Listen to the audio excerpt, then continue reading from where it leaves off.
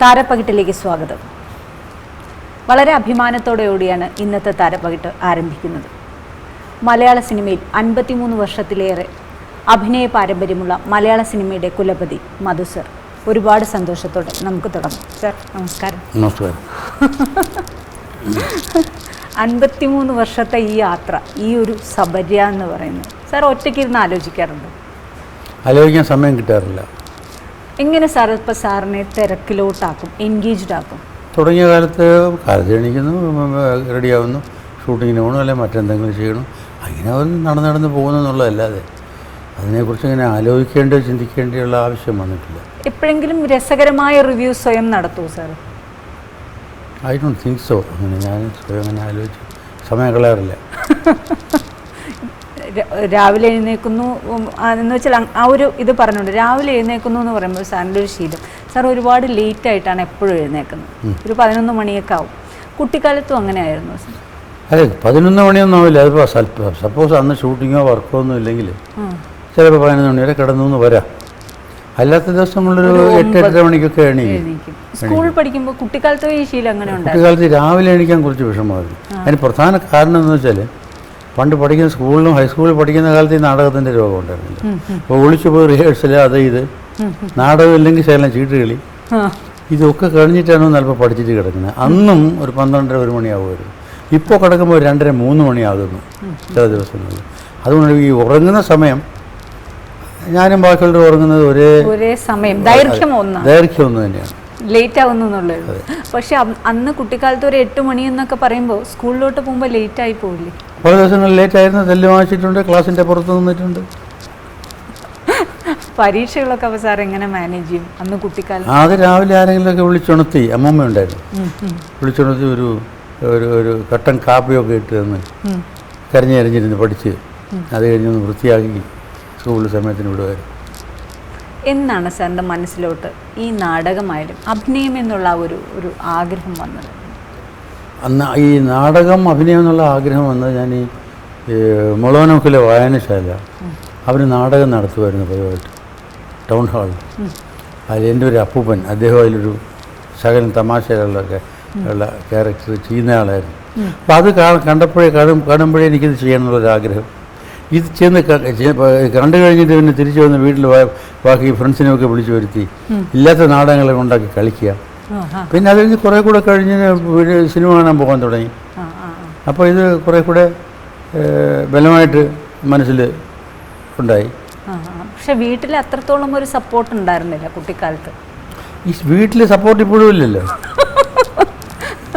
അല്ല, എന്നാലും കുട്ടിക്കാലത്ത് ഇത് കാണുമ്പോൾ ഇന്നിപ്പം ഒരു കുട്ടി ഡാൻസ് കളിക്കുകയാണെങ്കിൽ അമ്മ അപ്പുറത്തിരുന്ന് ഒളിച്ചിരുന്ന് അമ്മ ഷൂട്ട് ചെയ്ത് വീട്ടുകാരെ ആസ്വദിക്കും. പക്ഷെ അന്നത്തെ കാലത്ത് അത്രത്തോളം ഒരു സപ്പോർട്ടൊന്നുമില്ല. അന്നത്തെ കാലത്ത് ഇങ്ങനെ ഈ വീട്ടിൽ പറയാതെ പോയി നാടകത്തിന് റിഹേഴ്സലിന് പോവുകയോ ഈവൻ നാടകങ്ങൾ വായിക്കുകയോ വീട്ടിൻ്റെ പുറത്ത് രാത്രിയുള്ള റിഹേഴ്സലൊക്കെ മിക്കവാറും നടക്കുക, പലപ്പോഴും പറയാതെ ആയിരിക്കും പോവുക. സിനിമ കാണാൻ പോകുന്നത് അങ്ങനെ തന്നെ. അതിനൊക്കെ തല്ല് കിട്ടുക എന്നുള്ള അല്ലാതെ ഈ എൻകറേജ്മെന്റ് ഒരു സാധനം എനിക്ക് മാത്രമല്ല ആർക്കും ആ കാലത്ത് ആർക്കും. എന്തുകൊണ്ടാണ് ഈ ഒരു കാലത്ത്, അന്നത്തെ കാലത്ത് ഇത്രത്തോളം ഒരു അകറ്റി നിർത്തിയത്? എന്താണ് ഇത്തരം ഈ വീട്ടുകാരുടെ സപ്പോർട്ടായാലും എല്ലാവരും? ഇല്ലല്ലോ, ഒന്നുമില്ല. പഠിക്കുന്നില്ല, അവൻ വീട്ടുകാര്യങ്ങൾ നോക്കുന്നില്ല, പഠിക്കുന്നില്ല, അവർക്ക് ഇതിൻ്റെ വില അറിയില്ല, പഠിക്കുന്നില്ല, സമയം കളയുന്നു, അതേ ഉള്ളൂ. അല്ലാതെ ഇതിനോടുള്ള വെറുപ്പല്ല. അവന് വേണ്ട കാര്യങ്ങൾ അവൻ ചെയ്യുന്നില്ല എന്നുള്ളതാണ്. കുറേയൊക്കെ സത്യമാണ്. സാർ സ്കൂൾ കഴിഞ്ഞു, കോളേജ് കഴിഞ്ഞു, എത്രത്തോളം ഈ ഒരു ഒളിച്ചു കളി ഉണ്ടായിരുന്നു? വീട്ടുകാരുടെ സപ്പോർട്ട് ഇല്ലാതെ പ്രാക്ടീസ്, അത് കഴിഞ്ഞ് NS നാഷണൽ സ്കൂൾ ഓഫ് ഡ്രാമയിൽ പോയി ജോയിൻ ചെയ്തു, അതും പറയാതെയാണ് പോയത്? പറഞ്ഞിട്ട് തന്നെ പോയത്. ഇഷ്ടമായിരുന്നില്ല, പക്ഷെ ഞാൻ പോയി. അപ്പോഴത്തേക്ക് വലുതായി കഴിഞ്ഞല്ലോ. അപ്പോൾ സാറിന് സ്വന്തമായി ഇനി ഇതെൻ്റെ ജോലിയെ ബാധിക്കൂ അങ്ങനെ എന്തെങ്കിലും ഒരു ടെൻഷൻ ഉണ്ടായിരുന്നു? അല്ല, അത് എനിക്ക് ഒരു ടെൻഷനും ഇല്ലായിരുന്നു. മാത്രമല്ല അങ്ങനെ കുഴപ്പമൊന്നും വരില്ല നല്ല നിശ്ചയമാണ്. കോളേജ് ലെക്ചറായിരുന്നു ഞാൻ. അതിന് മുമ്പ് ഞാൻ സ്വന്തമായിട്ട് ഇവിടെ ട്യൂട്ടോറിയൽ കോളേജ് പാറ്റൂർ മുക്കി നടത്തിയവനാണ്. അത് പക്ഷേ അച്ഛൻ അധികം അല്ല, അത് നടപ്പിച്ചിട്ടാണല്ലോ എന്നെ കോളേജിൽ നാരൂര് കോളേജിൽ ജോലിക്ക് കൊണ്ടുപോയത്. അപ്പോൾ തിരിച്ചു വന്നു കഴിഞ്ഞാലും ഈ ട്യൂട്ടോറിയൽ കോളേജിൽ നിന്ന് മാറി, എൻ്റെ പേര് മാറി പാരലൽ കോളേജായി. ആ കാലത്ത് തിരിച്ചു വന്നു കഴിഞ്ഞാൽ സ്വന്തമായിട്ട് പാരലൽ കോളേജ് തുടങ്ങുക. അല്ലാതെ തന്നെ അന്നൊരു ജോലിക്ക് വേണമെങ്കിലും വലിയ ബുദ്ധിമുട്ടുള്ള കാലമായിരുന്നില്ല. ഏതെങ്കിലും ഒരു കോളേജിൽ അല്ലെങ്കിൽ ഏതെങ്കിലും പാരലൽ കോളേജ് തന്നെ പോകുമായിരുന്നു. ട്യൂഷൻ എടുത്താലും മതി, അതൊരു പ്രശ്നമേ ആയിരുന്നില്ലല്ലോ. അല്ല, സാറിൻ്റെ എന്നും എല്ലാ വാക്കുകളിലും ഈ പ്രശ്നമേ അല്ല എന്ന് പറയും. പ്രതിസന്ധി എന്ന് പറയുന്ന വാക്കിനെ കുറിച്ചും സാറ് പറയും അതൊരു പ്രശ്നമല്ല. സാർ മലയാള സിനിമയിൽ ഇത്രയും വർഷത്തെ ഒരു യാത്ര ചെയ്ത ഒരു ആളാണ് സാർ. അപ്പം സാറിന് എപ്പോഴെങ്കിലും ഒരു പ്രതിസന്ധി എന്നൊരു വാക്ക് ഫീൽ ചെയ്തിട്ടുണ്ട്? പ്രതിസന്ധി ഇല്ലയെന്ന് എന്തെങ്കിലും ആരെങ്കിലും പറഞ്ഞിട്ടുണ്ടോ? ഇല്ല. പ്രതിസന്ധി എപ്പോഴും ഉണ്ട്, പക്ഷെ അത് തരണം ചെയ്യുക എന്നുള്ളതാണ് ലൈഫ്. ചിലപ്പോൾ ചെറിയ പ്രതിസന്ധികളായിരിക്കും, ചിലപ്പോൾ കുറച്ച് കട്ടി കൂടിയതായിരിക്കും. അത് വാക്ക് ഓവർ ചെയ്യുക എന്നുള്ളതാണ് അതൊരു സുഖമാണ്. അതിൻ്റെ അപ്പുറം കിടക്കുക എന്നുള്ളത് അല്ലേ? അതെ, അതൊരു വിജയിച്ചൊരു ഫീലാണ്. അതെ അതെ. സാർ നാഷണൽ സ്കൂൾ ഓഫ് ഡ്രാമയിലെ ആ ഒരു എക്സ്പീരിയൻസ്, രാമു കാര്യാട്ട്. അതെ, നാഷണൽ സ്കൂൾ ഓഫ് ഡ്രാമയിൽ വെച്ചല്ല കണ്ടത്. ഞാൻ കണ്ടത് ഇവിടെ മുടിയനായപുത്രൻ്റെ അവാർഡ് വാങ്ങിക്കാൻ വേണ്ടി അവർ ഡൽഹിയിൽ വന്നപ്പോൾ അതിന് നാഷണൽ അവാർഡ് ഉണ്ടായിരുന്നില്ല. അന്ന് മലയാളി അസോസിയേഷൻ നമ്മുടെ കലാകാരന്മാർക്കും ഡയറക്ടർക്കും പ്രൊഡ്യൂസർക്കും എല്ലാം ഒരു സ്വീകരണം കൊടുത്തു. അതവിടെ YMCA ഹാളിൽ വെച്ചായിരുന്നു. അവിടെ വെച്ചാണ് ഈ രാമകോരിയേട്ടൻ്റെ പരിചയപ്പെടുന്നത്. അപ്പോൾ ഇന്ന് നമ്മൾ ഒരു ക്യാരക്ടർ ചെയ്യണം, അല്ലെങ്കിൽ സിനിമയിൽ ഒരുപാട് പാഷനുള്ള ആൾക്കാർ ഒരുപാട് ഒരു ഡയറക്ടറുടെ പുറകെ പോകും, ഫോട്ടോസ് അയക്കും, ഒരുപാട് ട്രൈ ചെയ്യും. പിന്നെ അവർക്ക് ഒരുപാട് വേദികളുണ്ട്. അന്ന് വേദികളൊന്നുമില്ലായിരുന്നു. സാർ എങ്ങനെയാണ് അന്ന്, എന്തായിരുന്നു ഒരു അപ്രോച്ച്, എങ്ങനെയാണത് നടന്നത്? ഏത് നടന്നത് സാർ? ഈ മൂടുപടത്തിലോട്ടായാലും പിന്നെ നിണമണിഞ്ഞ കാൽപ്പാടുകളിൽ രാമു കാര്യാട്ട് എന്ന് പറയുന്ന ആ വ്യക്തിയുമായിട്ടുള്ള ബന്ധം സ്ഥാപിച്ചു. അത് ഞാൻ ജീവിതത്തിൽ നമ്മൾ കണക്ക് കൂട്ടി ചെയ്യുന്നതൊക്കെ പലപ്പോഴും തെറ്റിപ്പോകാറുണ്ട്. അങ്ങനെ തെറ്റിപ്പോയ ഒരു കഥയാണ് എനിക്കുള്ളത്. ഞാൻ ഈ നാഷണൽ സ്കൂൾ ഓഫ് ഡ്രാമയിൽ പഠിക്കാൻ പോകുമ്പോൾ ഇവിടെ വന്നിട്ട് മലയാള സിനിമയിൽ അഭിനയിച്ച് കളയാമെന്ന് യാതൊരു നിർബന്ധം ഉണ്ടായിരുന്നില്ല. കാരണമുണ്ട്, അന്നില്ല, പടങ്ങളില്ല. ഒരു 5-6 പടങ്ങളെ ഒരു വർഷമുള്ളൂ. ഫിലിം ഇൻസ്റ്റിറ്റ്യൂട്ട് പോലും അന്ന് ഫിലിം ഇൻസ്റ്റിറ്റ്യൂട്ടിന് തുടങ്ങിയിട്ടില്ല. ഇവിടുന്ന് നാഷണൽ സ്കൂൾ ഓഫ് ഡ്രാമയിൽ പഠിക്കാൻ പോകുമ്പോൾ എൻ്റെ ഉദ്ദേശം അവിടെ പോയിട്ട് പഠിച്ചു കഴിഞ്ഞിട്ട് തിരിച്ചിവിടെ വന്നിട്ട് നേരത്തെ പറഞ്ഞാൽ ഒരു പാരലൽ കോളേജ് തുടങ്ങുക.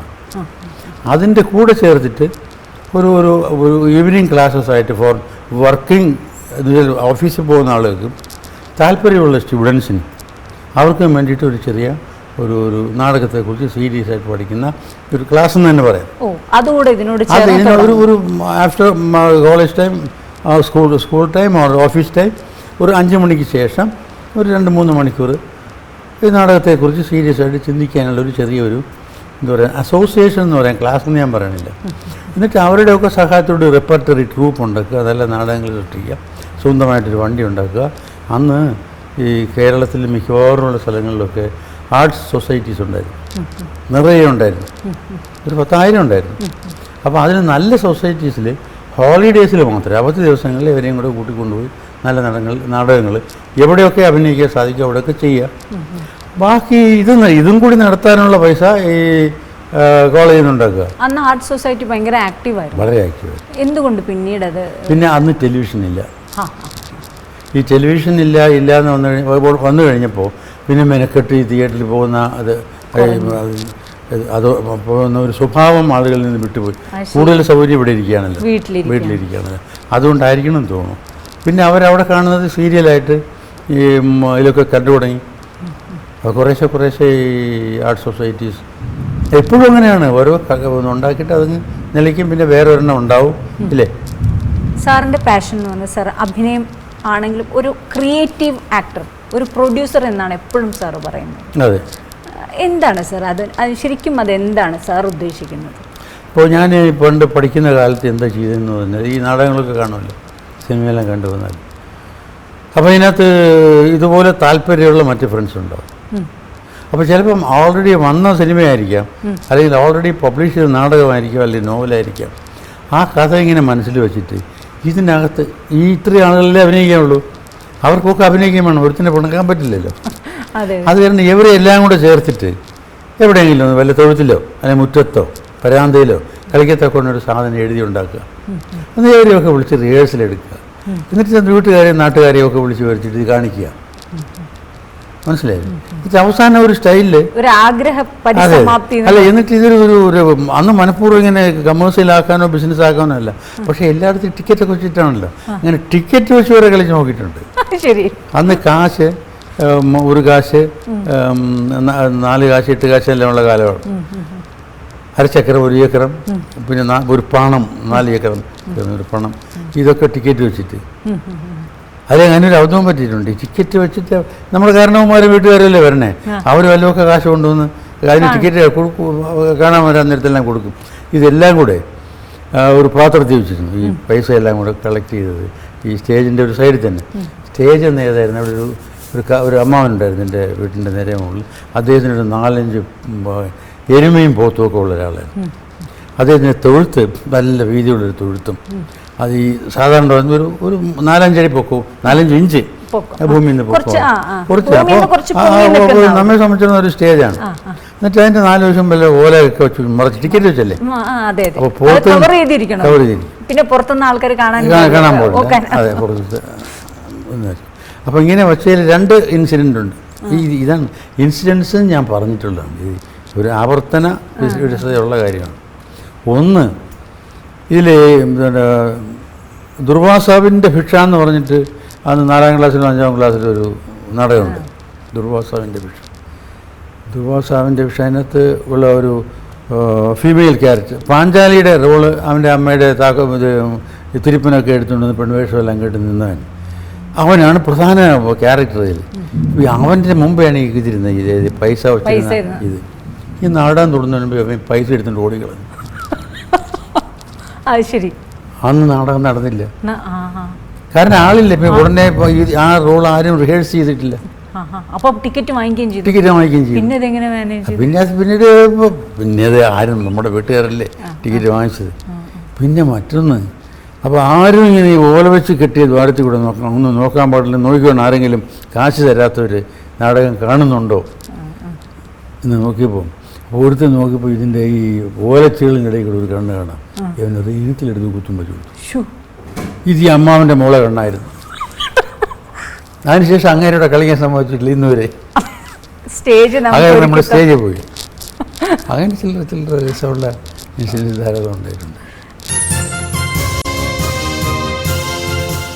സിനിമ എന്ന് പറഞ്ഞാൽ എന്നും ഒരു ഫാഷൻ, നമ്മൾ ആദ്യമായി കാണുന്ന ഒരു നായക പരിവേഷമായാലും ആദ്യം സിനിമയിലൂടെയാണ് എല്ലാവരും സാധാരണ ജനങ്ങളൊക്കെ വളരെ ആഗ്രഹത്തോടു കൂടി കാണും. അന്നത്തെ ഒരു ഫാഷൻ എങ്ങനെ ഉണ്ടായിരുന്നു സർ? ഈ ബെൽ ബോട്ടമായാലും എത്രത്തോളം എത്ര മാറ്റം വന്നു. അന്ന് ഹീറോയിൻസ് എന്ന് പറഞ്ഞാൽ അവൾ മിക്കവാറും വരുന്നത് പാവാടയും ചെമ്പറും ഒരു ധാവണിയും തോരണ ഹാഫ് സാരി അതിട്ടുണ്ടായിരുന്നു, സാരിയായിരുന്നു. പിന്നെ അതിന് കുറേശ്ശെ മാറിയാണ് പിന്നെ സൽവാർ കമ്മീസ് വന്നു, പാൻറ്റൊക്കെ വന്ന് ഈയിടെയല്ലേ. അങ്ങനെ ഈ സൊസൈറ്റിയിൽ നിന്ന് മാറ്റങ്ങളുണ്ടായോ വേഷത്തിലും ഭാവത്തിലും ഒക്കെ, അതൊക്കെ ഇതിലും ഉണ്ടായിട്ടുണ്ടെന്നുള്ളത്. സിനിമയിൽ, നാടകത്തിലും അതെ, സിനിമയിലും ഒക്കെ ഉണ്ടായിട്ടുണ്ട്. എന്നാലും അന്ന് സിനിമയിൽ 1, 2, 3 സിനിമ കഴിഞ്ഞു കഴിഞ്ഞാൽ സാധാരണ ആൾക്കാരുടെ ഇടയിലൂടെ നടക്കുമ്പോൾ എങ്ങനെയാണ് സാർ? ഒരു തിരിച്ചറിയോ അതോ അവർക്ക് വളരെ കാര്യത്തോടുകൂടി ഓടി വരുമോ? ഇന്നെന്ന് പറഞ്ഞാൽ ജനങ്ങൾക്ക് ഒരുപാട് വേദികളുണ്ട്, ടി വിയിലൂടെ ആയാലും ഇന്നയാൾ ഇന്ന സിനിമയിൽ അഭിനയിച്ചു, ഒരു സിനിമയിൽ അഭിനയിച്ച ആളെ അറിയാം. പക്ഷെ അന്നത്തെ കാലത്ത് അങ്ങനെയില്ല. അപ്പോൾ എങ്ങനെയാണ് ആൾക്കാരൊക്കെ തിരിച്ചറിഞ്ഞിരുന്നത്? അല്ല, അറിഞ്ഞു കഴിഞ്ഞാൽ ആദ്യമൊക്കെ ഒരു സ്റ്റാർട്ട് വിത്ത് 62 തുടങ്ങി 62, 63 ആയപ്പോൾ ഇതൊരു വലിയൊരു ഗമയായിട്ട് തോന്നിയിരുന്നു. നമ്മെ ആളുകൾ അറിയുന്നു എന്നുള്ളത്, എവിടെ പോയാലും എന്താ മധു പോകണമെന്ന് പറയുന്നത്. അത് കഴിഞ്ഞ് കുറേ കഴിഞ്ഞത് കൂടി വന്നപ്പോൾ വലിയ ശല്യമായി. അപ്പോൾ എനിക്കൊരു വലിയ മറക്കാനൊക്കാത്ത സംഭവം, എൻ്റെ കല്യാണം കഴിഞ്ഞിട്ട് എന്നെ പോകുമ്പോൾ അച്ഛനുണ്ടായിരുന്നു എൻ്റെ ഇവിടെ. ഞാനും അച്ഛനും ഒരു കാറിലാണ് സഞ്ചരിക്കുന്നത്. തൃശ്ശൂർ റൗണ്ട് ഉണ്ടല്ലോ, അവിടെ എന്തോ ആവശ്യത്തിന് സോഡ വാങ്ങിക്കാനായിട്ട് വണ്ടി നിർത്തിയപ്പോൾ ആളുകളെല്ലാം കൂടി ഇതാ മധു എന്ന് പറഞ്ഞിട്ട് ആളുകളൊക്കെ കൂടി അച്ഛൻ തൊട്ടെടുത്തിരിക്കുക. അപ്പോൾ ഒരാളവിടെ എൻ്റെ ഇടയ്ക്ക് നിന്ന് ചോദിച്ചു, ആരാണ്ടാ അടുത്തിരിക്കണേ? അത് വീരപ്പനാണ്. തമിഴിലൊരു വീരപ്പൻ എന്ന് പറഞ്ഞ ആർട്ടിസ്റ്റ് ഉണ്ടായിരുന്നു. അതിനുശേഷം അച്ഛൻ മരിക്കുന്നവരെ എൻ്റെ ഇവിടെ ഒരു കാര്യം കയറിയിട്ടില്ല.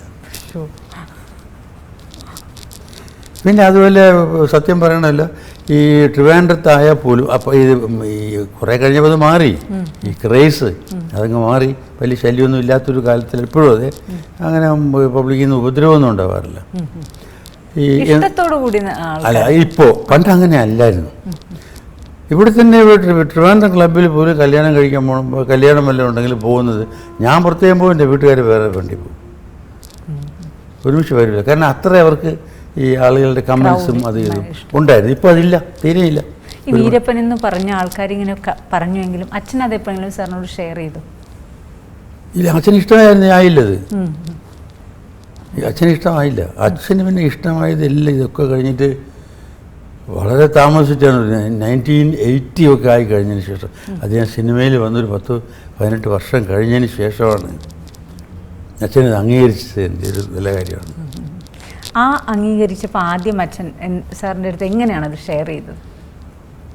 അതോ അധികം സംസാരിക്കില്ലായിരുന്നോ അച്ഛൻ? അങ്ങനെ പണ്ട് അച്ഛനും അല്ല, അവസാനം അല്ലേ അച്ഛൻ എങ്ങനെ ഒരു പ്രാവശ്യമല്ല. ഞാൻ ആദ്യമായിട്ട് ഇത് പ്രിയ എന്ന് പറഞ്ഞ പടം ഡയറക്റ്റ് ചെയ്തു. ഇല്ല, അപ്പോൾ എനിക്കൊരു എഴുത്തെഴുതി മദ്രാസിൽ.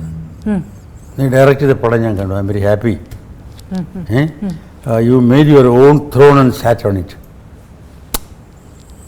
ഒരു വലിയ അംഗീകാരമായിരുന്നു. പക്ഷെ അത് കഴിഞ്ഞ് തിരിച്ച് വീട്ടിൽ മുഖത്തോട് മുഖം കാണുമ്പോൾ ഈ ഭാവമൊന്നുമില്ല. അത് ആ കാലത്തെ പേരൻസും മക്കളും അങ്ങനെയായിരുന്നല്ലോ. പക്ഷെ അതിന് ശേഷം ഈ വലിയ ഇതിൻ്റെ അകത്ത് വലിയൊരു ത്രില്ലൊന്നും അച്ഛൻ പുറത്ത് കാണിച്ചില്ലെങ്കിലും ഈ ഉമാ സ്റ്റുഡിയോ കെട്ടിയപ്പോഴും അച്ഛനാ. എനിക്കെന്ന് നിറച്ച് പടവും മദ്രാസിലല്ലേ, ഓട്ടവും ഔട്ട്ഡോറും അത് ഇതൊക്കെ ആയിട്ട് കാശുണ്ടാക്കിയിരുന്നു. കുറേ KFC കടം വാങ്ങിച്ചു അഭിനയിച്ചുണ്ടാക്കുന്നതൊക്കെ ആയിട്ട്. പക്ഷെ അന്ന് ഈ വെള്ളൈക്കടവിൽ പാലമില്ലാത്ത കാലത്ത് എന്നും രാവിലെ 6:30 മണിക്ക് അവിടെ എത്തി കടത്ത് കിടന്ന് ഒരു 2 കിലോമീറ്റർ നടന്ന് ഈ സ്പോട്ടിൽ പോയിട്ട് അവിടെ നിന്ന് ഈ ബിൽഡിങ്ങൊക്കെ കിട്ടിച്ച അച്ഛനാണ്. അപ്പോഴും ഒരു എന്തോ അത് അച്ഛനിങ്ങനെ എന്നെ സഹായിക്കാൻ വേണ്ടി എന്തോ ചെയ്യുന്നു എന്നുള്ളതല്ലാതെ ഞാനൊരു വലിയ കാര്യം ചെയ്യുകയാണെന്നുള്ള അംഗീകാരമില്ല. അവസാനം ഒരു 1983 അച്ഛൻ സുഖമില്ലാതെ ഞാൻ മദ്രാസിൽ കൊണ്ടുപോയില്ല. അപ്പോൾ ഒരു ദിവസം എൻ്റെ കയ്യിൽ പിടിച്ചിട്ട് കണ്ണൊക്കെ നിറഞ്ഞിട്ട്, എടാ നീ വലിയവനാവൂടാ, ഞാൻ പ്രൗഡ് ഓഫ് യു എന്ന് പറയാം ആദ്യമായിട്ട്. അപ്പോൾ ഉള്ളിലുണ്ടായിരുന്നു, ആദ്യം ഉണ്ടായിരുന്ന ഭയമാണ്. ഈ സിനിമ, നാടകം, അത് ഇതിൻ്റെ പന്തുകളി പോലും, ഫുട്ബോൾ കളിക്കുന്നത് പോലും വീട്ടുകാർക്ക് പേടിയാണ്. കാരണം അവൻ്റെ പഠിത്തം കളയോ, അവൻ്റെ എവിടെ എത്തും, കൂട്ടുകൂടി നശിച്ചു പോകുമോ എന്നെല്ലാമുള്ള ഭയമാണ്. അല്ലാതെ ഈ സംഗതിയോടുള്ള നാടകത്തിനോടോ കലയോടോ ഉള്ള വിരോധമല്ല. അതിൻ്റെ പേരിൽ നശിച്ചു പോകും എന്നുള്ളൊരു ഭയം കൊണ്ടായിരുന്നു. അച്ഛൻ ആദ്യമായി സിനിമ ഡയറക്റ്റ് ചെയ്തപ്പോൾ ഇങ്ങനെ പറഞ്ഞു എന്ന് പറഞ്ഞു. സർ, ഒരു ഡയറക്ടർ അല്ലെങ്കിൽ ഒരു പ്രൊഡ്യൂസർ ആദ്യമായി സിനിമ സംവിധാനം ചെയ്യുമ്പോൾ അല്ലെങ്കിൽ സിനിമ നിർമ്മിച്ചു കഴിയുമ്പം എനിക്ക് എന്ന് പറഞ്ഞ ഒരു താരപരിവേഷം അല്ലെങ്കിൽ ഒരു ഇമേജ് അതൊക്കെ സൃഷ്ടിക്കും. പക്ഷേ സാറ് ഡയറക്റ്റ് ചെയ്ത സിനിമകളിലെല്ലാം സാർ ഒരു ആൻറ്റി ഹീറോ ആയിരുന്നു. ആൻറ്റി ഹീറോ എന്നല്ല, എനിക്ക് ഞാൻ പ്രൊഡ്യൂസ് ചെയ്തതോ ഡയറക്റ്റ് ചെയ്തതോ അല്ലെങ്കിൽ എനിക്ക് വേണ്ടത്തൊക്കെ ആളുകൾ പിടിച്ച പടങ്ങളോ ഒക്കെ നോക്കുകയാണെങ്കിൽ അതിൻ്റെ അകത്ത് ഞാൻ ചെയ്തതെല്ലാം അഭിനയ സാധ്യതയുള്ള ക്യാരക്ടേഴ്സായിരുന്നു. അല്ലെ വളരെ സ്റ്റൈലായിട്ട് വന്നത് 3-4 പാട്ടും പാടുകയും ചില ഡാൻസും ചെയ്ത് ചിലർ സ്റ്റണ്ടും ചെയ്ത് പോകുന്ന ആ ഒരു ഹീറോ ടൈപ്പ് സിനിമയിലെ ഹീറോ ടൈപ്പ് ക്യാരക്ടർ എനിക്ക് ഇഷ്ടമായിരുന്നില്ല. ഇഷ്ടമല്ലാത്തതിന് കാരണം നാഷണൽ സ്കൂൾ ഓഫ് ഡ്രാമ, അവിടെ ഈ 3 മാസം ഈ അഭിനയത്തിനെ കുറിച്ച് പഠിച്ചു പോയത് കാരണം I always wanted to be a good actor, good or bad, I wanted to do it. അല്ല വെറുതെ അതെ അല്ല എന്ന് എൻ്റെ റെമ്യൂണറേഷനോ എൻ്റെ ഖ്യാതിയോ ഇത് മാത്രം വിചാരിച്ചിട്ടല്ല ചെയ്തത്. അപ്പോൾ ഡിഫറൻ്റായിട്ട് ഓരോ ക്യാരക്ടർ ചെയ്യുമ്പോൾ അതിനുള്ള സുഖമുണ്ടല്ലോ, അത് കോടികൾ കിട്ടുന്നതിനേക്കാളും കൂടുതലാണ് എന്നെ സംബന്ധിച്ചിടത്തോളം. സാർ ഒന്നിൻ്റെയും പുറകെ അധികം പോയില്ല എന്ന് എപ്പോഴും സാർ സംസാരിക്കുമ്പോഴും പറയും ഞാൻ ഒരു സിനിമയിൽ ഒരു അവസരം ചോദിച്ചു പോയിട്ടില്ല. അങ്ങനെ ആ അർത്ഥത്തിൽ ഞാൻ പറഞ്ഞിട്ടേ ഇല്ല. പോകാൻ എനിക്ക് അവസരമേ ഉണ്ടായിട്ടില്ല എന്നുള്ളതാണ്. ഇതിപ്പോൾ വെറുതെ പത്രക്കാരും ബാക്കിയുള്ളവരും ഞാനിങ്ങനെ പറഞ്ഞു എന്തോന്ന് പറഞ്ഞാൽ ഞാൻ അവാർഡിന് വേണ്ടി ആരുടെയും പുറകെ പോയിട്ടില്ല. അത് പറഞ്ഞ് ഏതോ വാക്ക് വല്ലതും ഉപയോഗിച്ചു. എനിക്ക് അങ്ങനെയൊന്നും യാതൊരു പുറകെ പോക്കാണെന്ന് എനിക്ക് വിശ്വാസമില്ല. പുറകെ പോകുന്ന തെറ്റാണെന്നും വിശ്വാസമില്ല. ഈ മനുഷ്യനൊക്കെ ഇതിനേക്കാളും അധ്വാനമുള്ള മരം വെട്ടുകാരനെ അവൻ തലയിൽ പണ്ട് കോടാലും കൊണ്ട് വിറക് വെട്ടാനുണ്ടോ അധ്വാനിക്കുന്നവൻ. അപ്പോൾ ഒരു നടൻ അവൻ അഭിനയിക്കാൻ വേണ്ടി ചോദിക്കുന്നത് എന്താ തെറ്റ്? ഈ ഇവിടെ മന്ത്രിമാരിവിടെയുള്ള ആളുകൾ വോട്ട് യാചിച്ചിട്ടല്ലേ മന്ത്രിയാവണത്, MLA ആവണത്. അതിലെന്താ തെറ്റ്? എനിക്കിങ്ങനെ ഈ രാജ്യത്തിന് പോളിറ്റിക്സിൽ അല്ലെങ്കിൽ ഈ രാജ്യത്തിന് വേണ്ടി എനിക്ക് എന്തെങ്കിലും ചെയ്യണം എന്നുള്ള ഉള്ളിൽ അവരത് അനലൈസ് ചെയ്ത് മനസ്സിലാക്കിയാലും ഇല്ലെങ്കിലും ആ ഒരു ഇതുള്ളതുകൊണ്ട് അസസ്റ്റ് ഉള്ളതുകൊണ്ടാണ് അവർ വരുന്നത്. അവരതുപോലെ ഈ വോട്ട് യാചിച്ച് വോട്ട് കിട്ടിയിട്ടാണ് മുകളിൽ പോകുന്നത്. So asking for anything which you want to do, നമ്മൾ ചെയ്യാൻ ആഗ്രഹിക്കുന്ന ഏതെങ്കിലും ഒരു കാര്യത്തിന് അതിനുള്ള ഒരു സൗകര്യം ചോദിച്ചു പോകുന്നത് തെറ്റാണെന്ന് എനിക്ക് അഭിപ്രായമില്ല. പക്ഷേ എനിക്ക് അതിനുള്ള ആവശ്യം വന്നില്ല. അത് ഭാഗ്യം അല്ലേ. കാരണം ഞാൻ അവിടെ ഇപ്പോൾ എനിക്കുള്ള ദുഃഖം എന്താണെന്ന് പറഞ്ഞാൽ ഈ സിനിമയിൽ വന്നിട്ട് ഇത്രയും 53 വർഷത്തിനിടയിൽ എല്ലാ ദിവസവും മനസ്സിലുണ്ടായിരുന്ന എന്തെങ്കിലും സ്റ്റേജിന് വേണ്ടി ചെയ്യണം. 3 വർഷം നാഷണൽ സ്കൂൾ ഓഫ് ഡ്രാമയിൽ പോയി പഠിച്ചവനാണല്ലോ, അത് ഇതുവരെ സാധിച്ചിട്ടില്ല എന്നുള്ളത്. കുട്ടിക്കാലത്തും ഈ ടിക്കറ്റ് വെച്ച് വരെ വേദികൾ ഉണ്ടാക്കി, പക്ഷേ അത് റിയാലിറ്റിയിൽ കൊണ്ടുവരാൻ പറ്റും. 3rd ഇയറിൽ 3 മാസം ബാക്കിയുള്ളപ്പോഴാണ് ഈ ഒരു അവാർഡ് വാങ്ങിക്കാൻ അവിടെ വരുന്നതും. ഞാൻ മലയാളി അസോസിയേഷനോട് ബന്ധമുണ്ടായിരുന്നു. അവിടെ നാടകങ്ങളൊക്കെ അവരുമായിട്ട് ചേർന്ന് നടത്തുമായിരുന്നു ഡൽഹിയിലും. അങ്ങനെ അവിടെ പോയി. അപ്പം അടൂർ ഭാഷയുണ്ടായിരുന്നു, ഇവിടെ വെച്ചേ അറിയാം. അപ്പം ഭാഷയാണെന്ന് പറഞ്ഞാൽ കണ്ട് മനസ്സിലായി, സ്നേഹം, ഒരു സന്തോഷമായി. ഇത് അറിയില്ല നമ്മൾ എന്നെ പരിചയപ്പെടുത്തി, ഇന്നയാളുടെ മോനാണ്, ഇവിടെ നാഷണൽ സ്കൂൾ ഓഫ് ഡ്രാമയിലാണ് പഠിക്കുന്നത്. അപ്പോൾ നാഷണൽ സ്കൂൾ ഓഫ് ഡ്രാമയിൽ എന്താ ഇങ്ങനെയാണെന്ന് ഞാൻ അപ്പോൾ പറഞ്ഞു, ഇങ്ങനെയാണെന്ന് പറഞ്ഞു. അപ്പോൾ ഈ ഡ്രാമയിൽ മാത്രമേ ഇൻട്രസ്റ്റ് ഉള്ളൂ, സിനിമയിൽ ഇല്ലേന്ന് ചോദിച്ചു. അപ്പോൾ ഞാൻ പറഞ്ഞു, ഞാൻ നാഷണൽ സ്കൂൾ ഓഫ് ഡ്രാമ തുടങ്ങുമ്പോൾ ഫിലിം ഇൻസ്റ്റിറ്റ്യൂട്ട് തുടങ്ങിയില്ല. സപ്പോസ് അത് ആദ്യം ഒരു പക്ഷേ ഞാൻ അങ്ങോട്ട് പോയത്.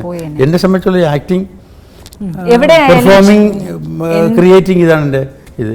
അതിന് ആദ്യമായിട്ടാണ് നാഷണൽ സ്കൂൾ ഓഫ് ഡ്രാമ എൻ്റെ അറിവിൽ ഇന്ത്യയിലൊരു ഓർഗനൈസ്ഡ് ആയിട്ട് ഗവൺമെൻറ് അപ്രൂവ്ഡ് ആയിട്ട് ഒരു ഇൻസ്റ്റിറ്റ്യൂട്ട്, ഒരു ഡിപ്ലോമ കോഴ്സ് അത് ഉണ്ടായത് ആദ്യമായിട്ട് നാഷണൽ സ്കൂൾ ഓഫ് ഡ്രാമയാണ്. അതുകൊണ്ടാണ് വന്നത്. അപ്പോൾ ടപ്പെന്നത് ഞാൻ ചോദിച്ചു, അങ്ങനെയാണെങ്കിൽ എൻ്റെ അടുത്ത പടത്തിൽ റോൾ ചെയ്യാമോ? അതിൻ്റെ പ്രധാന റോൾ ചെയ്യുന്നത് സത്യൻ സാറാണ്. ഇതൊരു സിനിമ ഹീറോ ടൈപ്പ് റോളാണ്, വലിയ റോളൊന്നുമല്ല. ചെയ്യാൻ ഇൻട്രസ്റ്റ് ഉണ്ടോ? ഞാൻ പറഞ്ഞു ഇൻട്രസ്റ്റ് ഉണ്ട്, പക്ഷേ എനിക്കൊരു 3 മാസം കൂടെ ഇവിടെ കോഴ്സുണ്ട്, അത് കഴിഞ്ഞിട്ട് അങ്ങനെയാണ് ഇത് ആരംഭിക്കുന്നത്. ഈ അദ്ദേഹം പറഞ്ഞതനുസരിച്ചിട്ട് അങ്ങനെ ഈ ഗ്യാപ്പിൽ ഹി വാസ് ഗോയിങ് ടു ഹെൽസിങ്കിയിൽ നിന്ന് ഈ യൂത്ത് ഫെസ്റ്റിവൽസ് എല്ലാ വർഷവും ഉണ്ട്. അപ്പോൾ അന്ന് അദ്ദേഹം പോകുന്നതുകൊണ്ട് ഈ 3 മാസം കഴിഞ്ഞ് ഷൂട്ടിംഗ് തുടങ്ങുള്ളൂ. അപ്പോൾ ഡൽഹിയിൽ നിന്ന് തിരിച്ച് വന്നിട്ട് അങ്ങോട്ട് പോകുമായിരുന്നു. അപ്പോൾ ചന്ദ്രധാര ഓഫീസിൽ വിളിച്ച് പറഞ്ഞിട്ട് എല്ലാം ഏർപ്പാട് ചെയ്തിട്ട് ഈ മേക്കപ്പ് ടെസ്റ്റ് എന്നൊരു പണിയുണ്ട്. ഈ അന്ന് പ്രത്യേകിച്ച് ബ്ലാക്ക് ആൻഡ് വൈറ്റിൽ audition and face also makeup ചെയ്തിട്ട് സ്ക്രീനിൽ ഇട്ട് നോക്കുക. അപ്പോൾ അങ്ങനെ പറഞ്ഞപ്പോൾ എനിക്ക് വളരെ ഇഷ്ടമായില്ല. അതങ്ങനെ മനസ്സിലായി, ഇൻ്റലിജൻറ്റ് നമ്മൾ അങ്ങനെ പറഞ്ഞു, if you are acting you are doing the role, ഇതൊരു ഫോർമാലിറ്റിയാണ്, just for others to see. ഇത് പ്രൊഡ്യൂസറുണ്ട്, കണ്ടിട്ടില്ലല്ലോ, ബാക്കി ആളുകളുണ്ട്. പിന്നെ മേക്കപ്പ് ടെസ്റ്റ് ആണെങ്കിൽ it is like acting in a movie, 1 മിനിറ്റോ 10 മിനിറ്റ് ആയാലും. അപ്പോൾ you will get an experience, you will know what it is. പോകണമെന്ന് പറഞ്ഞാൽ അങ്ങനെ പോയി. അപ്പോൾ ചന്ദ്രധാരയുടെ നമുക്ക് ഷൂട്ടിംഗ് ഇല്ല, അതുകൊണ്ട് അന്ന് നിണമണിഞ്ഞ കാൽപ്പാടുകളുടെ ഷൂട്ടിംഗ് നടക്കുന്നു. അപ്പോൾ ഇവർ വളരെ അടുത്ത ബന്ധമുള്ളവരാണ്. അവിടെ ഞാൻ മേക്കപ്പ് ടെസ്റ്റിന് പോകണം. അത് കഴിഞ്ഞിട്ട് തിരിച്ച് വീട്ടിലേക്ക് വരാൻ വേണ്ടി തയ്യാറെടുക്കുമ്പോഴാണ് ശോഭന പരമേശ്വരൻ വന്നായിരുന്നു എന്ന് ചോദിച്ചത്. എൻ്റെ പടത്തിലൊരു ചെറിയ റോളുണ്ട്, അഭിനയിക്കാമെന്ന് ചോദിച്ചിട്ടാണ് സംഭവിച്ചതൊക്കെ. എന്നിട്ട് 3 പടത്തിനേക്കാളും മുമ്പേ തുടങ്ങിയതും റിലീസായതും നിണമണിഞ്ഞ കാൽപ്പാടുകളാണ്. അപ്പോൾ അതിനുശേഷം ഇന്ന് വരെ, അപ്പോഴൊക്കെ എനിക്ക് ഇവിടെ വന്നിട്ടതിന് ശേഷം ഈ അന്ന് വലിയ അധികം പണമൊന്നുമില്ലല്ലോ. ഞാൻ ഏതാണ്ട് ടോൾസ്റ്റോയുടെ പവർ ഓഫ് ഡാർക്ക്നെസ് ഞങ്ങൾ സ്കൂളിൽ നാഷണൽ സ്കൂൾ ഓഫ് ഡ്രാമയിൽ ഹിന്ദിയിൽ കളിച്ചതാണ്. അതിനെ പരിഭാഷപ്പെടുത്തി റിഹേഴ്സലൊക്കെ വെച്ചിട്ട് സെനറ്റ് ഹാളിലൊക്കെ കളിച്ചു. പിന്നെ അത് കഴിഞ്ഞ് കുറേ ബുക്കിങ്ങൊക്കെ വന്നു. അപ്പോഴത്തേക്കും ഹീറോയിൻ കല്യാണം കഴിച്ച് പോയി. അതിന് വേറെ ആരെങ്കിലും ആക്കുമായിരുന്നു. പക്ഷേ എനിക്ക് ഈ മദ്രാസിൽ പോകണമായിരുന്നു. അപ്പോഴത്തേക്ക് പടങ്ങളുടെ എണ്ണം കൂടി. എന്താ അതിന് ശേഷം ഇത് മൈസൂർ കളിച്ചപ്പോൾ സിക്രൂസ് ചേട്ടനെ ആണ് അതിൻ്റെ പ്രധാന റോൾ അഭിനയിപ്പിച്ചത്. സിക്രൂസ് ചേട്ടൻ ഈ നാടകം കൊണ്ട് അമേരിക്കയിലൊക്കെ പോയി കളിച്ചു കിടന്നു. സാറ് സിനിമയിലും തിരക്കായി. അത് തിരക്കായി. അങ്ങനെ മനസ്സിൽ ചെയ്തില്ലല്ലോ എന്നുള്ള ഒരു വിഷമം സാർ ഇനി എന്തെങ്കിലും ചെയ്യാനാകും? ഇന്ന് ചെയ്യാനുണ്ടല്ലോ. അതുപോലെ സത്യം തുറന്നു പറഞ്ഞാൽ ഈ നാടകത്തിനെയും സ്റ്റേജിനെയും സംബന്ധിച്ചിടത്തോളം ഞാനൊരു 50 വർഷം പുറകെയാണ്. നാടകം അങ്ങോട്ട് വളരെ എന്ന് പറയാൻ പുരോഗമിച്ചു എന്ന് ഞാൻ പറഞ്ഞില്ല.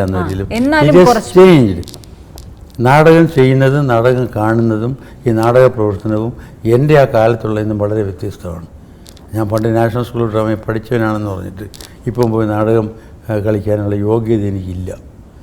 അതുകൊണ്ട് വല്ല 1 ആക്ട് പ്ലേ വല്ലതും എടുത്തിട്ട് വേറെ ആരെങ്കിലും കൊണ്ട് അഭിനയിപ്പിച്ചിട്ടൊക്കെ ചെയ്യുന്നൊരു ആഗ്രഹം മനസ്സിലുണ്ട്. അതും കൊണ്ട് നടക്കണില്ല. എന്നാലും സാറിൻ്റെ ആഗ്രഹം എല്ലാ നാടകവേദികളിലും സാർ ഉണ്ടാവും. കാര്യം തിരുവനന്തപുരത്തുണ്ടെങ്കിൽ സാറിനെ അറിയിച്ചിട്ടുണ്ടെങ്കിൽ സാറ് കൃത്യമായിട്ട് വരും. അത് ഞാൻ മിക്കവാറും എല്ലായിടത്തും നമ്മൾ കാണാറുണ്ട്. ഇപ്പോഴുള്ള ആഗ്രഹം എന്താണെന്ന് പറഞ്ഞാൽ, ഈ ആഗ്രഹത്തിന് കാരണം എന്തുകൊണ്ടാണ് ഇവിടെ ഈ പോകുന്ന സ്ഥലത്തെല്ലാം പറയുന്നത് നാടകം ക്ഷീണിച്ചു പോയി, ചിലരെ നാടകം മരിച്ചു പോയി എന്നൊക്കെ പറയുന്നവരുണ്ട്. ക്ഷീണിച്ചു പോയി എന്നുള്ളത് സത്യമാണ്, പോയിരുന്നു എന്ന്. ഇപ്പോൾ എനിക്കങ്ങനെ തോന്നുന്നില്ല. ഇപ്പം എവിടെയെങ്കിലും ഇപ്പോൾ 10 ദിവസം ഇവിടെ ഉണ്ടായിരുന്നല്ലോ ഈ കോട്ടയ്ക്കകത്ത് നാടകം ഉണ്ടായിരുന്നു. എന്ത് ക്രൗഡാന്ന് നിന്ന് കാണുമായിരുന്നു. മൂർത്തി സാർ നടത്താറുണ്ടല്ലാതെ മൂർത്തി സാറിൻ്റെ അല്ല, ഇത് മനസ്സിലായി. അതെനിക്ക് അതെ, ഞാനൊരു 3-4 നാടകം കാണാൻ പോയി. അത് കഴിഞ്ഞിട്ട് അതെ എല്ലാം നിറച്ച ആളുകൾ ഉണ്ടാകാറുണ്ട്. ഇനി എന്തുകൊണ്ട് ഇങ്ങനെ പറ്റി, യങ്സ്റ്റേഴ്സ് എന്തുകൊണ്ട് വരണമെന്ന് ചോദിച്ചാൽ, അന്ന് സ്കൂളുകളിലും കോളേജുകളിലും ഒക്കെ, ഈവൻ പ്രൈമറി സ്കൂളുകളിൽ ഈ പറഞ്ഞ പോലെ ദുർവാസാവിൻ്റെ ഭിക്ഷയും മറ്റതും മറിച്ചുമൊക്കെ വാദ്യമാരെ പഠിപ്പിച്ച് കളിപ്പിക്കുമായിരുന്നു. പിന്നെ എല്ലാ മാസികകളിലും ഒരു ഏകാംഗ നാടകം ഉണ്ടാകുമായിരുന്നു. ഇപ്പോഴുള്ള കുട്ടികളെ വിളിച്ചിട്ട് ഏകാംഗ നാടകം ചോദിച്ചാൽ വാട്ട് ഇസ് ദാറ്റ് എന്ന് ചോദിക്കാൻ അവൻ അറിയില്ല. അതുകൊണ്ട് മനസ്സിൽ വലിയ ആഗ്രഹമുണ്ട് സുഹൃത്ത്, കുറേ നല്ല ഏകാംഗ നാടകങ്ങൾ സംഘടിപ്പിച്ചിട്ട് അതിൻ്റെ DVD എടുത്തിട്ട് ഇപ്പോൾ എല്ലാ സ്കൂളുകളിലും ഉണ്ട് ഇത്, ഈ DVD players. With the help of നമ്മുടെ എഡ്യൂക്കേഷൻ ഡിപ്പാർട്ട്മെൻറ്റിൻ്റെ ഹെൽപ്പോട് കൂടിയിട്ട് ഈ DVDs എല്ലാം എല്ലാ സ്കൂളിലും എത്തിക്കുക. ഈ പിള്ളേരത് കുറേ കണ്ടാലുണ്ടല്ലോ, പിന്നെ വീട്ടിൽ പോയി കളിച്ചു കൊടുക്കും. പക്ഷേ അതിനുള്ള നാടകങ്ങളില്ല, നാടകങ്ങൾ ആരും എഴുതുന്നില്ല, ആരും പബ്ലിഷ് ചെയ്യുന്നില്ല, ആരും സ്റ്റേജ് ചെയ്യുന്നില്ല. അതാണ് കണ്ടീഷൻ ഇപ്പോൾ. നാടകത്തിൻ്റെ ഇത്രയും മാറ്റങ്ങൾ പറഞ്ഞു.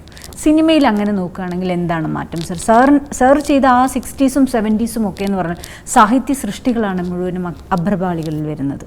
പക്ഷേ ഇന്ന് അങ്ങനെയല്ല. ആ ഒരു മാറ്റത്തെ സാർ എങ്ങനെ കാണും?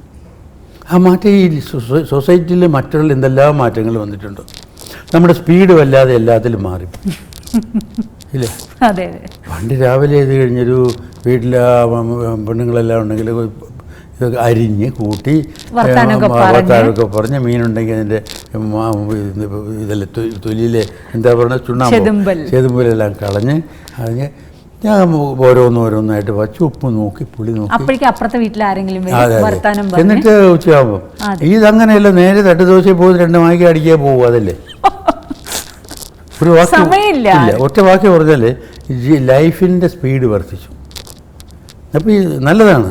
കാരണം ഈ ആഹാരത്തിന് വേണ്ടിയല്ല ജീവിക്കുന്നത്, ആഹാരം കഴിക്കാൻ വേണ്ടിയല്ല ജീവിക്കുന്നത്, ജീവിക്കാൻ വേണ്ടി ആഹാരം കഴിക്കണം. ഇന്ന് അസുഖം കൂടുതലാണോ? എന്നാൽ ഇന്ന് കുറച്ചൊക്കെ പേടിയുണ്ട് ഫുഡിൻ്റെ തോന്നുന്നു. കാര്യം ഇത് നമുക്ക് അങ്ങനെ പറ്റിപ്പോയതാണ്. അതായത് വേറൊരു ഇതുമായിട്ട് ബന്ധമുള്ള കാര്യമല്ല. അപ്പോൾ നമ്മുടെ സ്പീഡ് കൂടി എന്നുള്ളൊരു സത്യമാണ്. അത് സത്യം തന്നെയാണ്. അതെ, എന്താ പറയുക, ഈ വളരെ വലിയ ഡീറ്റെയിൽസിലേക്ക് പോകുന്നത് പഴയ സിനിമകൾ നോക്കുകയാണെങ്കിൽ സൗന്ദര്യ സങ്കല്പങ്ങൾ വരെ മാറിപ്പോയി. ആ കാലത്തെ അത് എപ്പോഴും ഉണ്ടായിരുന്നു.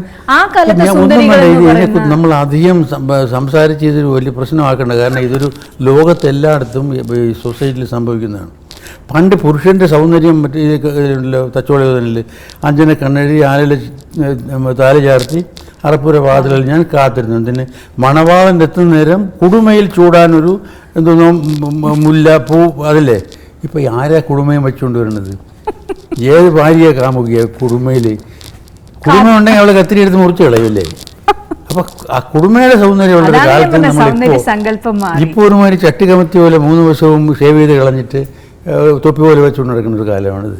ഇതിനു മുമ്പ് കുരുവിക്കൂട് പോലെ ഒരെണ്ണം ഉണ്ടായിരുന്നു. അതിന് മുമ്പ് വേറൊരു സ്റ്റൈലായിരുന്നു.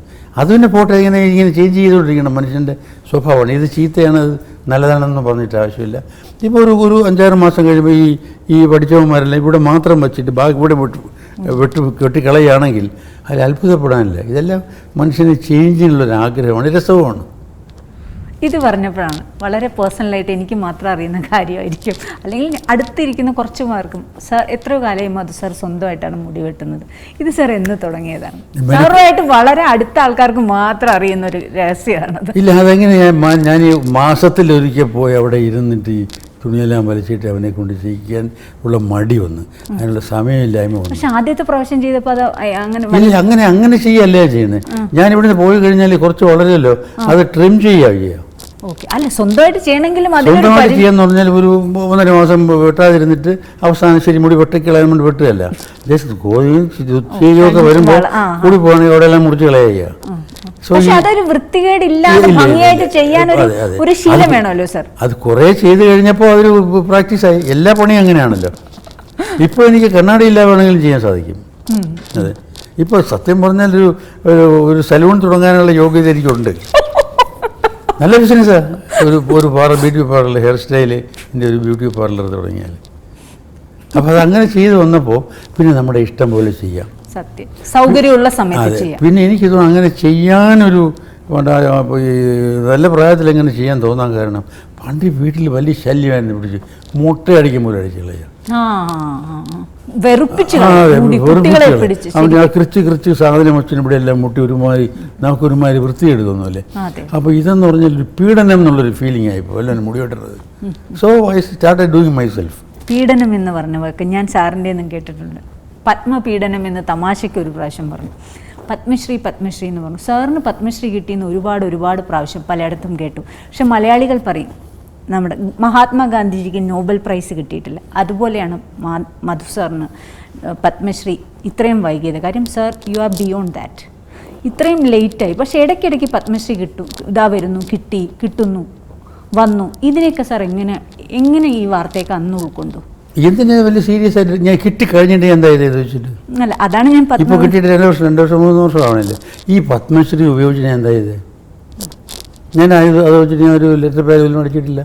ഞാൻ പത്മശ്രീയാണെന്ന് ആരോടും പറഞ്ഞിട്ടില്ല. കിട്ടിയാൽ സന്തോഷമുണ്ട്. ദരിദ്രൻ എന്തായിരുന്നാലും ശരി, നമുക്കൊരു അംഗീകാരം കിട്ടുക എന്ന് പറഞ്ഞാൽ അതൊരു വലിയ കാര്യം തന്നെയാണ്, ഇല്ലയെന്ന് പറയുന്നില്ല. പക്ഷെ അതുകൊണ്ട് എന്താ മെച്ചമെന്ന് ചോദിച്ചാൽ എൻ്റെ അഭിനയം മെച്ചപ്പെട്ടിട്ടില്ല, ബാക്കിയുള്ള ആളുകളുടെ അപ്രിസിയേഷൻ മെച്ചപ്പെട്ടിട്ടില്ല, ഒന്നും ചെയ്തിട്ടില്ല. ഇതൊക്കെ ആണെങ്കിലും അതൊരു അംഗീകാരം തന്നെയാണ്, സംശയമില്ല. അല്ല, കിട്ടി എന്ന് ഇടയ്ക്കിടയ്ക്ക് പറയും. ഞാനതൊന്ന് ശ്രദ്ധിക്കാൻ പോയി. എന്തെന്നറിയാം, ഇപ്പോൾ ധാരാളം പേര് കിട്ടാൻ യോഗ്യതയുള്ളവരുണ്ട്. ഒന്ന് ഇടിച്ചു കയറുന്നവർക്ക് കിട്ടിയെന്ന് വരും, അല്ലെങ്കിൽ ശുപാർശ ചെയ്യുന്ന ആളുകൾ കിട്ടിയെന്ന് വരും, അല്ലേ? പിന്നെ അതല്ലാതെ വേറെ ആർക്കും കിട്ടിയിട്ടുള്ളത്? അല്ലെങ്കിൽ അത്ര വലിയ മഹാനാവണം, അല്ലേ? ഞാൻ അത്രയൊന്നും അല്ലല്ലോ, എനിക്കങ്ങനെ തോന്നിയിട്ടില്ല. അല്ല, അത് സാറിൻ്റെ ഒരു വിനയമല്ല, സാറിൻ്റെ ശീലമാണ്. സാർ എല്ലാത്തിനെയും ഒരേപോലെ, അത് സാറിൻ്റെ ഒരു വ്യൂവിലാണ് സാർ കാണുന്നത്. അതുകൊണ്ടാണ്. കാര്യം മലയാളികളെ സംബന്ധിച്ചിടത്തോളം ഒട്ടേറെ കഥാപാത്രങ്ങൾ ജീവിതഗന്ധിയായ, അതായത് മലയാളി നിരാശനായ കാമുകന്മാരാണ്. നമ്മൾ 100 പേരെ എടുത്താൽ 80 പേരും ആദ്യത്തെ തന്നെ പ്രേമത്തിൽ ഒരു സ്നേഹിച്ച പെൺകുട്ടിയെ കിട്ടുന്ന കാമുകന്മാരുണ്ടെന്ന് വിശ്വസിക്കുന്നില്ല നമ്മൾ. അതുപോലെയാണ് സാർ ചെയ്ത കഥാപാത്രങ്ങൾ ഒരുപാട് സാധാരണക്കാർക്ക് റിലേറ്റ് ചെയ്യാൻ പറ്റുന്നതാണ്. താരപരിവേഷം കുറവായിരുന്നു, അതായിരിക്കും മലയാളികൾ. അത് ഞാൻ നേരത്തെ പറഞ്ഞല്ലോ. അത് ഈ താരപരിവേഷം എന്ന് പറഞ്ഞാൽ ഒരു താരം വന്ന് അയാൾക്കൊരു ഇമേജ് വന്നു കഴിഞ്ഞാൽ, മനസ്സിലായില്ലേ, വളരെ സമർത്ഥനായ, ശക്തനായ, നല്ലപോലെ പാട്ട് പാടുന്നവനായ, നല്ലപോലെ ലവ് സീൻ അഭിനയിക്കാൻ കഴിയുന്നവനായ, നല്ലപോലെ ഡാൻസും പാട്ടും ചെയ്യുന്നവനും വിജയിക്കുന്നവനായിട്ടുള്ള 3-4 പടങ്ങളിലാവുമ്പോൾ ഈ ഫാൻസ് എന്ന് പറയുന്നവർ കൈയടിച്ചു കഴിഞ്ഞാൽ പിന്നെ ഇയാൾ ഇത് തന്നെ ചെയ്യണം. പക്ഷെ പിന്നീട് ചെയ്യുമ്പോൾ ഒരു കൈയടിച്ചോളണം എന്നില്ല. അല്ല, ഇത് തന്നെ ചെയ്തുകൊണ്ടിരുന്നില്ലെങ്കിലുണ്ടല്ലോ, ഇതുപോലെ ചെയ്തില്ലെങ്കിൽ പിന്നെ കൈയടിക്കാൻ ഇയാളെ അല്ല ആരാധിക്കണേ, ഇയാളുടെ ഈ വീരശൂര പരാക്രമങ്ങളെയാ ആരാധിക്കണേ, not the actor in him. അത് ഈ ഇമേജ് നമുക്ക് വരുന്നതോടുകൂടി യു ആർ ടൈഡ് അപ്പ്. ആ ജയിലിൽ നിങ്ങൾ അകപ്പെട്ടു പോകും. നല്ലൊരു ആക്ടർ, നല്ല ആക്ടർ അല്ലാത്തവൻ അതൊരു അനുഗ്രഹമാണ്, ഇമേജും കൊണ്ട് നടക്കുക. നല്ല ആക്ട് ചെയ്യണമെന്ന് അഭിനയിക്കാൻ അറിയുന്നവരും ആഗ്രഹമുള്ളവരെ സംബന്ധിച്ചിടത്തോളം ഡിഫറെൻറ്റ് റോൾസ് വരുമ്പോൾ ഈ എന്താ പറയുക, എല്ലാവരെയും പ്രീതിപ്പെടുത്തുന്ന, മനസ്സിലായല്ലേ, അങ്ങനെ സകല കലാവല്ലഭനായ എന്താ പറയുക, ശാന്ത സ്വഭാവനും ശ്രീരാമചന്ദ്രനുമായ ഒരാളായിരിക്കില്ല നല്ലൊരു ആക്ടർ.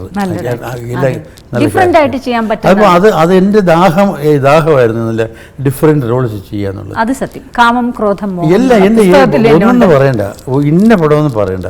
ഞാൻ ഏതെങ്കിലും പടം പ്രൊഡ്യൂസ് ചെയ്യുകയോ ഡയറക്റ്റ് ചെയ്തിട്ടുണ്ടെങ്കിൽ ഇതൊന്നിലും തന്നെ ഈ പറഞ്ഞ ഇമേജിനെ ബ്രേക്ക് ചെയ്യുന്നതല്ലാതെ ഇമേജ് ഉണ്ടാക്കുന്ന അത് വലിയ കാര്യമൊന്നുമല്ല പറയണത്. അത് എൻ്റെ മോഹം, എൻ്റെ സുഖം, എൻ്റെ സ്വാർത്ഥത. അത് തെറ്റോ ശരിയോ എന്ന് ഞാൻ പറയണില്ല. But I enjoy it. Sir, അത് പറഞ്ഞപ്പോഴാണ് പെട്ടെന്ന് എയർ ഹോസ്റ്റസ് എന്നുള്ള സിനിമ, ഇത് പറഞ്ഞപ്പോൾ ആ സിറ്റുവേഷനിൽ എയർ ഹോസ്റ്റസ് എന്നുള്ള സിനിമയുടെ ഒരു കഥ ഞാൻ അതിന് മുമ്പ് ഇങ്ങനൊരു സംഭവിച്ചിട്ടുണ്ടെന്ന് ഞാൻ കേട്ടിട്ടുണ്ട്. പി ചന്ദ്രകുമാർ വന്നു എയർ ഹോസ്റ്റസിൻ്റെ കഥ പറഞ്ഞപ്പോൾ ചന്ദ്രേട്ടനോട് പറഞ്ഞു, അയ്യോ ഇത് ചെയ്യാൻ നസീറാണ് നല്ലതെന്ന് പറയും. അവിടെ വെച്ച് തന്നെ നസീർ സാറിനെ വിളിക്കുകയും ചെയ്തു എന്ന് പറഞ്ഞു. അതൊക്കെ ശരിയാണ്. കാരണം ആളുകൾ നസീർ ആയിരുന്നല്ലേ. അത് മാത്രമല്ല, അന്ന് ഈ ചന്ദ്രനാണ് ഡയറക്റ്റ് ചെയ്യാൻ ചന്ദ്രകുമാറാണ്. ചന്ദ്രകുമാർ എൻ്റെ പടങ്ങൾ മാത്രം ഡയറക്റ്റ് ചെയ്തു. അങ്ങനെ ഒരു സ്റ്റാമ്പ് ചന്ദ്രൻ്റെ മുകളിൽ വരുന്നുണ്ടായിരുന്നു.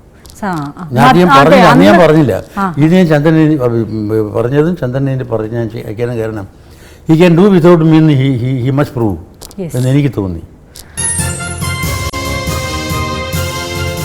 സാർ എത്രത്തോളം സമയങ്ങൾ വിശ്വസിക്കുന്നുണ്ട് സാർ? രാശി, സമയം, ഇന്ന് സിനിമയിൽ ഒരുപാട് പേർക്ക് ഒരുപാട് വിശ്വാസമുണ്ട്. സാർ എത്രത്തോളം അത്തരം വിശ്വാസം? എനിക്ക് വിശ്വാസം അങ്ങനെ അന്ധവിശ്വാസമായിട്ടല്ല, നമ്മുടെ കയ്യിലല്ല എന്നറിയാം. എൻ്റെ കാര്യം തന്നെ പറഞ്ഞല്ലോ, ഞാൻ വളരെ ഈ അച്ഛനോട് പറഞ്ഞാണ്, നീ കോളേജ് ലെക്ചർ ഉദ്യോഗം കളഞ്ഞിരുന്നു, നാഷണൽ സ്കൂൾ ഓഫ് ഡ്രാമയിൽ പോയിട്ട് നാടകം പഠിച്ചു വന്ന് നീ എന്ത് ചെയ്യൂടെ വല്ല നാടക കമ്പനിയിൽ പോയിട്ട് ശ്രീകൃഷ്ണൻ്റെ വേഷം കിട്ടുമോ എന്ന് ചോദിച്ചപ്പോൾ ഞാൻ പറഞ്ഞു, അതിനല്ല ഞാൻ പോകുന്നത്, ഞാനിത് പഠിക്കാൻ പോവാണ്. തിരിച്ചു വന്ന അച്ഛൻ എനിക്ക് വേറെ ഒരു കോളേജിലൊരു ജോലി കിട്ടാൻ വലിയ പാടുന്നില്ല, ഇന്നത്തെ പോലെയല്ല. ഒരു കോളേജ് ഈ ജോലി തന്നെ എനിക്ക് കിട്ടും, ചിലപ്പോൾ ആ കോളേജിൽ തന്നെ എന്നെ വീണ്ടും വിളിച്ചു എന്ന് വരും. അതുപോലെ എനിക്ക് അതും ഇഷ്ടമല്ല. എനിക്കിത് പണ്ട് ചെയ്തപോലെ ഗീത ട്യൂട്ടോറിയൽ തുടങ്ങിയാലും എനിക്ക് സ്വന്തമായിട്ടൊരു ഒരാളുടെ കീഴിൽ വർക്ക് ചെയ്യുന്നത് ഇഷ്ടമല്ല, വലിയ ബുദ്ധിമുട്ടാണ്. പക്ഷേ ആ ഒരു ചിന്തകളെല്ലാം ശരിയായിരുന്നു എന്ന് സാറിന് തോന്നാറുണ്ടല്ലേ? സാർ എടുത്ത തീരുമാനങ്ങളൊക്കെ റൈറ്റ് ആയിരുന്നു എന്ന്? പല തീരുമാനങ്ങളും അല്ലാതെ വന്നിട്ടുണ്ട്. അതിൽ ഇടയ്ക്കുള്ള സ്മോൾ തീരുമാനങ്ങളാണ്. അല്ല, കാര്യമായിട്ട് എന്താ പറയുക, ഒരു അസ്ഥിഭാരം ഒരിക്കലും തെറ്റിയിട്ടില്ല. അതിൻ്റെ മുകളിൽ നമ്മൾ കൺസ്ട്രക്ട് ചെയ്യാൻ നേരം ചിലപ്പോൾ ഒരു ചുവരിടിച്ച് കളയുകയോ അല്ലെങ്കിൽ ഒരു ജനലിൻ്റെ വാതിലിൻ്റെ ഡിസൈൻ മാറ്റുകയോ ഒക്കെ ചെയ്യേണ്ടി വരുമായിരിക്കും. പക്ഷെ അസ്ഥിഭാരത്തിനൊരു തകരാറ് ഒരിക്കലും വന്നിട്ടില്ല. രാശി, സമയം സാർ അന്ധവിശ്വാസം രാശി എന്ന് പറഞ്ഞാൽ ഇത് എൻ്റെ വിശ്വാസം ഇത്രയേ ഉള്ളൂ. ഞാൻ ഈ പറഞ്ഞ എല്ലാം നിമിത്തമല്ലേ. രാമുകാരിയേട്ടനെ നോക്കൂ, രാമുകാരിയേട്ടൻ്റെ മാത്രം എന്താ എനിക്കും ആ മനുഷ്യനുമായിട്ട് യാതൊരു ബന്ധവും ഉണ്ടായിരുന്നില്ല അല്ലേ. ഞാൻ കണ്ടിട്ട് തന്നെ ഇല്ലായിരുന്നു. ഇവിടെ അദ്ദേഹം ട്രിവാൻഡ്രത്തുണ്ടായിരുന്നു. ഇവിടെ തിരുമാലയുടെ ഷൂട്ടിങ്ങൊക്കെ നടക്കുമ്പോൾ ഇവിടെ സ്റ്റാച്ചുവിൻ്റെ അടുത്ത് ലോഡ്ജിലൊക്കെ താമസിച്ചിരുന്നത് പറഞ്ഞു കേട്ടിട്ടുണ്ട്. ഞാൻ കണ്ടിട്ടേ ഇല്ല. അതിലദ്ദേഹം അഭിനയിച്ചിട്ടുള്ളതുകൊണ്ട് അത് എപ്പോഴും കണ്ടിട്ടില്ല. പിന്നെ ആദ്യമായിട്ട് കാണുന്നത് ഡൽഹിയിൽ വെച്ചിട്ട്. ആദ്യമായിട്ട് എന്നെ സിനിമയിലേക്ക് അഭിനയിക്കാൻ ക്ഷണിക്കുന്നത് വളരെ കാഷ്വലായിട്ട്, നാടകത്തിലെ ഇൻട്രസ്റ്റുള്ളൂ, സിനിമയിൽ അഭിനയിക്കാൻ ആ ഒറ്റ വാചകത്തിലാണ് ഞാൻ ഇവിടെ നിങ്ങളുടെ മുമ്പിൽ പോയിരിക്കുന്നത്. അത് കഴിഞ്ഞ് കുറേ കഴിഞ്ഞതിന് ശേഷം ചെമ്മീൻ വന്നു. വേറെ പടങ്ങൾ ചെമ്മീൻ വന്നു. അക്കാലത്ത് ചെമ്മീനിൽ സാധാരണ ഒരു മനുഷ്യൻ പടം എടുക്കുകയാണെങ്കിൽ പ്രേമനസീറിനെ വിളിക്കൂ. ഈ കാമുകൻ എന്ന് പറഞ്ഞാൽ ഞാൻ അങ്ങനെ ഒരു കാമുകനായിട്ടില്ല. ഈ പാടി ദുഃഖിച്ച് മുതാടിയെല്ലാം വിളിച്ച് കിടക്കുന്ന അങ്ങനെ ഒരു കാമുക ഒരു ഒരു പരിവേഷം എനിക്ക് നായകന്റെ ഒരു പരിവേഷം വന്നിട്ടില്ല. ഒരുപാട് സിനിമകളുമായിട്ടില്ല. അപ്പോൾ എന്നിട്ട് ഞാൻ തന്നെ വേണമെന്ന് നിർബന്ധം ഉണ്ടായിരുന്നത് രാമുകാരേട്ടനും അതെ, ബാബുവിനും അതെ. അതിനകത്ത് അന്ന് ഉണ്ടായിരുന്ന ആളുകളെല്ലാം അന്നത്തെ നമ്പർ 1 ആൾക്കാരാണ്. സത്യ സാറായിക്കോട്ടെ, കുട്ടാരക്കര ആയിക്കോട്ടെ, ഇങ്ങനത്തെ കൊച്ചു ആർട്ടിസ്റ്റ് വരെ അന്നത്തെ നമ്പർ 1 ആർട്ടിസ്റ്റാണ്. അതിനകത്തൊരു ചോട്ട് ഞാൻ മാത്രമേ ഉള്ളൂ അല്ലേ. അത് കഴിഞ്ഞിട്ട് അദ്ദേഹം അങ്ങനെ ഇന്ത്യയിൽ അറിയപ്പെട്ടു ഇവിടെ ബോംബെയിലും അറിയപ്പെട്ടു. കെ അബ്ബാസ് ഒരു പടം എടുക്കാൻ തീരുമാനിക്കുന്നു. ഇന്ത്യയിൽ ഓരോ സോണിലുള്ള ആർട്ടിസ്റ്റിനെ വെച്ചിട്ട് സാത്ത് ഹിന്ദുസ്ഥാൻ എടുക്കണം. അപ്പോൾ കാര്യേട്ടനെ അറിയാമോ അങ്ങനെയൊക്കെ മലയാളം സിനിമയിലെ ആളായിട്ട്? കാര്യേട്ടനോട് അങ്ങനെ ചോദിച്ചു. അപ്പോൾ കാര്യമായിട്ട് മധുവിനെ വിളിച്ചാൽ മതി, ഹിന്ദി അറിയാമല്ലോ. ഞാൻ ഹിന്ദി അറിയാമല്ലോ. അങ്ങനെയാണ് അതിന് ഞാൻ പോകുന്നത്. അപ്പോൾ അതെന്തുകൊണ്ടെന്ന് വെച്ചാൽ ഇതെല്ലാം ഒരു നിമിത്തങ്ങളാണ്. പിന്നെ അവിടെ പരമേശ്വരൻ നായരുടെ പടത്തിൽ ഈ മേക്കപ്പ് ടെസ്റ്റിന് ഓഡീഷന് പോയപ്പോൾ ആ സിനിമയിൽ ചെയ്യാന്ന് പറയുന്നത് ആൾ. ഇപ്പോൾ ആ കാര്യേട്ടൻ്റെ ഇത് വെച്ചിട്ട് you are going to act in my picture, എനിക്ക് ഇത് ഒന്നും വേണ്ട, യു ഗോ ഹോം, ഞാൻ ഹെൽസിംഗിയിൽ നിന്ന് വന്നിട്ട് ഞാൻ അറിയിക്കാൻ വന്നാൽ മതി എന്ന് പറഞ്ഞിരുന്നെങ്കിൽ മേക്കപ്പ് ടെസ്റ്റിന് പോവില്ല, പരമേശ്വരൻ നായർ കാണൂല, ആദ്യത്തെ പടം നിന്നുണഞ്ഞ കൽപ്പാടുകൾ വരില്ല. ഇത് ഞാൻ എല്ലാവർക്കും അറിയാവുന്നുള്ള ചില ഉദാഹരണങ്ങൾ മനസ്സിലായി എനിക്ക്. ചെമ്മീൻ പറഞ്ഞപ്പോഴാണ്, ചെമ്മീനിലെ സിനിമാറ്റോഗ്രാഫർ എന്ന് പറയുന്നത് വിദേശിയാണ്. അന്നത്തെ ഒരു സാങ്കേതിക വിദഗ്ധൻ പുറത്തുനിന്ന് വേണമെന്നുള്ളതൊക്കെ രാമു കാര്യാട് സാറിൻ്റെ തീരുമാനം. അത് അങ്ങനെ ഭയങ്കര ഓർഗനൈസറാണ്. അത് ഭയങ്കര ഈ കാര്യത്തിൽ എന്താ പറയുക, ഇത് വെരി ഗുഡ് ഡയറക്ടർ. അതിന് ഉപരിയായിട്ട് ഈസ് എ ഗ്രേറ്റ് ഓർഗനൈസർ. ഈ അവാർഡ് വാങ്ങിക്കുമെന്ന് പറഞ്ഞിട്ട് പടം എടുത്തത്. അത് ശരി. അതിന് വേണ്ടിയിട്ട് ഇന്ത്യയിലുള്ള എല്ലാ ദി ബെസ്റ്റ്, ഇവിടെയുള്ള ദി ബെസ്റ്റ് ആർട്ടിസ്റ്റിനെയും എഴുത്തുകാരെയും പാട്ടുകാരെയും ഒക്കെ വിളിച്ചിട്ടാണ് ഋഷിയേഷ് മുഖർജിയും സലിൽ ചൗധരിയും മാർക്കസ് ബാട്ട്ലിയും മന്നാടയുടെ പാട്ടിൻ്റെ ഉച്ചാരണ ശുദ്ധി പല സ്ഥലത്ത് ഇല്ലെങ്കിൽ പോലും ആ പാട്ടിനൊരു പ്രത്യേകതയാണ്. ഞാൻ പ്രത്യേകം പറഞ്ഞു. അപ്പോൾ ഞാൻ പറഞ്ഞു, ഇത് ഈ പാട്ട് എനിക്കന്നറിയാം, ഈ പാട്ടിങ്ങനെ തിയേറ്ററിൽ വരാൻ നേരത്ത് ചിലപ്പോൾ ഈ ഉച്ചാരണ ഇത് കേൾക്കാൻ ആളുകൾ ചിരിക്കില്ല. ഇല്ല, കാര്യമായിട്ട് പറഞ്ഞാണ് ഞാനിപ്പോഴും പറയുന്നത്. അല്ല, ഈ പാട്ടെന്നൊക്കെ പറഞ്ഞാണല്ലോ ഫീലിങ്സിനാണ് കൂടുതൽ ശക്തി. എല്ലാം മുൻകൂട്ടി കണ്ടു എന്നുള്ളത്. അതെ, അതിനകത്ത് തെറ്റുകൾ ഇപ്പോഴും ഉണ്ടാവും മാനസമേന എന്നുണ്ട് പാട്ടിൻ്റെ അകത്ത്. പക്ഷെ അതുപോലെ മറ്റൊരാൾ ഇനിയും വേണം പാടാൻ. ആ ഫീലിങ്ങിൽ അതുപോലെ പാടാൻ എത്ര ഉച്ചാരണ ശുദ്ധിയോടുകൂടി പാടിയാലും ആ എഫക്റ്റ് വരുന്നില്ല. അതുപോലും കാണാൻ സാധിച്ചു. ലതാ മങ്കേഷ്കർ പാടിച്ചിട്ട് ശരിയല്ല എന്നൊന്നും വേണ്ടെന്ന് വെച്ചു. മനസ്സിലല്ലേ? 65 സെൻസാർ ചെയ്തു, ഗോൾഡ് മെഡൽ വാങ്ങിച്ചിട്ട് റിലീസ് ചെയ്തുള്ളൂ 66 അവാർഡ് വാങ്ങുമെന്ന് പറഞ്ഞു. അതെ, അങ്ങനെ ഒന്നും പറയുന്നത് മുൻകൂട്ടി കാണുന്ന മനുഷ്യനാണ്. അല്ല, മുൻകൂട്ടി കണ്ടില്ലെങ്കിൽ എൻ്റെ അടുത്ത് ഇത് പറയില്ല. ഇത്രയും വർഷത്തിന് ശേഷം പറയാനായി മേക്കപ്പ് ടെസ്റ്റ് പോകണം. എനിക്ക് ടെസ്റ്റ് എടുത്ത് മാർക്കിടാനല്ല, ടെസ്റ്റ് എടുത്തുള്ളൂ.